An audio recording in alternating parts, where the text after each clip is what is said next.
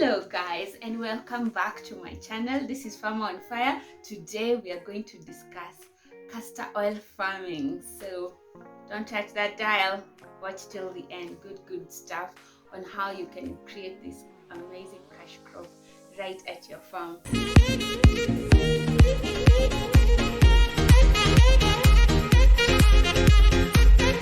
Welcome. So today we are going to discuss an interesting crop called castor bean. It's not actually a bean, but it's still called a castor bean, but it creates oil. So it's a shrub that is very annoying, and most people see it as a weed, and the seeds spout out and dry up and just drop the seed, and then the new seed takes on to become a new plant. It is very annoying, and most people, especially in my tribe in Kikuyu, we call it barikii. So that's what I'm talking about. It was mostly used for ornamental. I remember we used to make necklaces or size of skirts, decorating our costumes when we were little. I remember definitely having those necklaces when I was young, because those seeds can be very decorative. They look like snake skin, which is very awesome, and the print is just interesting. It also has so many uses, like 20 uses, so stay on for that, and thank you for subscribing and always watching. So I'm going to go into detail one by one on how it is grown, how it is used, and how it can be value added into oil, and the very many uses of the oil. So the first thing is definitely to clear your land so that you see what you're doing. This is kilimo biashara. We are farming for profit, so take it seriously. It will also take you seriously. So you start by clearing your land. You don't have to dig too much, but once you plant this plant, after 4 months it matures and it starts giving you seeds. That's what we're looking for. We're specifically looking for seeds. The leaves and the stems and the roots have other uses like medicinal, but we're not focusing on that today. Today we are focusing on the seed, which is the one that has almost 60% oil content. So plant your seeds. There are very many types of hybrid seeds. I'm going to read them out so that you don't come at me and be like, what varieties are available? So there is Kamesita Rose, there is Kamesita Pink, there is Gibsoni, there is Red Spire, and there is Impala. So those are the 4 major ones that are popularly known. This is a crop very popular in India, where they use it for Ayurvedic healing. I don't know if you guys know that traditional way of healing found in India. So they do a lot of castor farming there. In also Southern Africa, Mozambique, Zimbabwe, Malawi, Zambia, those countries also do a lot of castor oil, which they process and they use it locally, and the excess is exported. So there is also a big demand for export. If you can just go Google castor oil for export, if you're producing so much, then you can be able to get, because they ask the orders in tonnage, so you can be able to get your orders directly to ship it out of the country. But if you're starting, my model is always start small, test the ground, see how it works, see if they're heavy enough, because they happen to be very light seeds.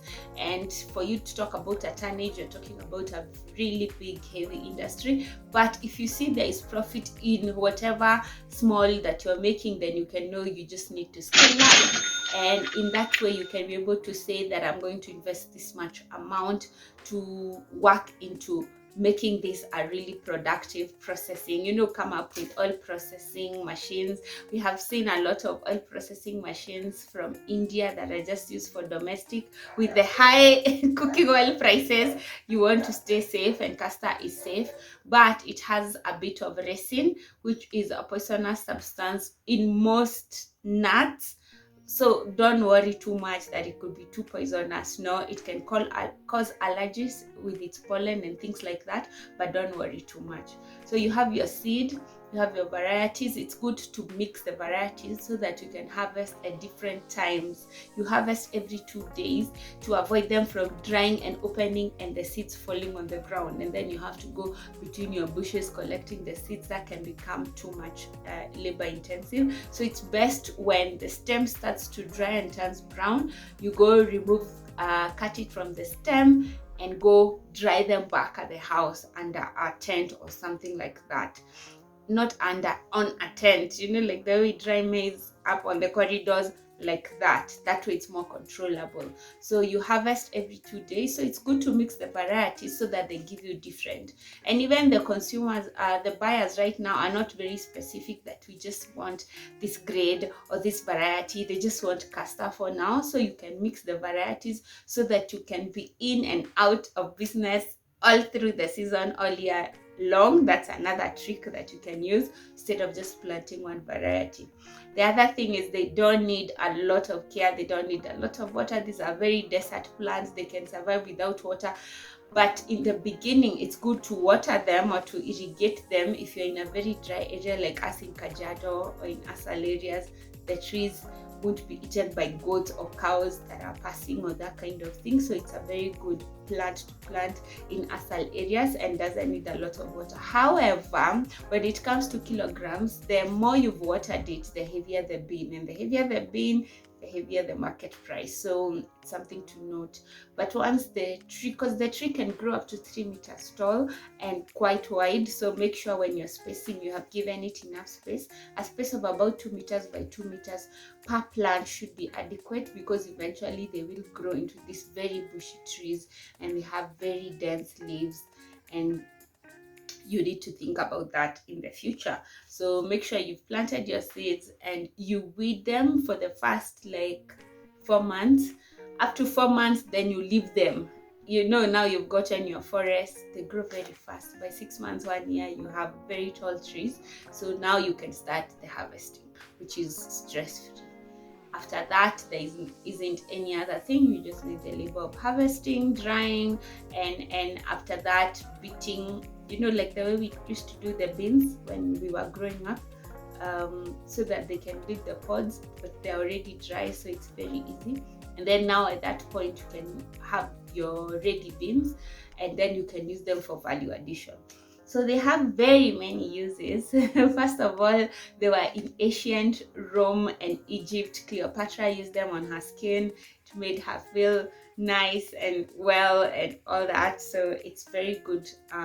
It has been used for years and years. And yeah, I'm looking at my notes because a lot of things about Cleopatra used it on her skin, and it was used in the Egyptian tombs. See, when they do those movies about finding treasure, and they wash her, there is a torch there, and they wash her, and the whole tomb comes alight, and there is a fuel that can stay. It's very heavy. The liquid of castor oil is very heavy. I use it on my hairlines, and as you can see, it is back. After having children, when you breastfeed, hairline goes, and castor oil is very good for this.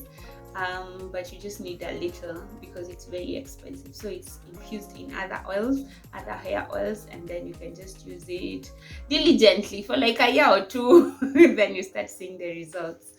That oil used in those tombs, Indiana Jones kind of thing, Nicolas Cage, that oil was castor oil. So it has been used for years and years. You can say it's something new.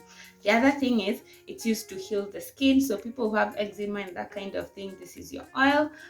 It's used for cooking vegetable oil. It's used in jewelry, necklaces, and bracelets. It can help. It is added to medicine to help with liver damage.